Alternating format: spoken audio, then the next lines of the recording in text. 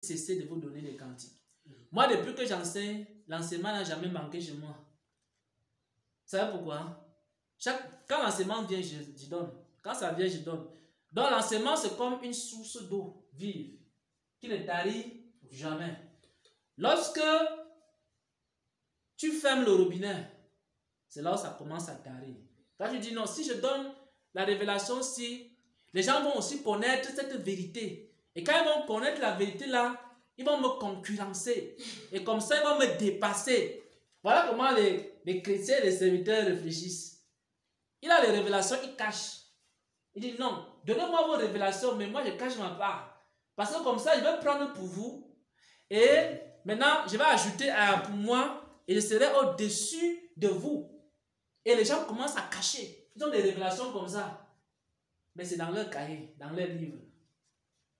Après, à un moment donné, la révélation, ça s'arrête. Ils commencent à se plaindre. Pourquoi je ne reçois plus les révélations? Tu as reçu les révélations, tu as commencé à cacher. Tu as commencé à garder.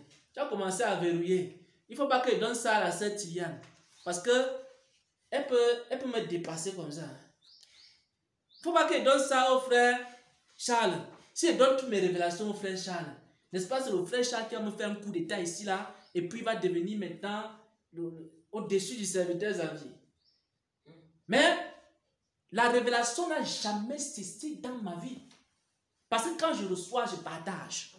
Et quand je partage comme ça, l'autre revient. Ça coule comme une source. Je ne sais pas si vous connaissez la source. La source, c'est une eau qui ne tarit jamais. Et quand tu as donné les petites révélations, Dieu te donne les grandes révélations. Et quand tu as donné les grandes, il te donne encore les plus grandes. Jusqu'à ce que la révélation devienne parfaite.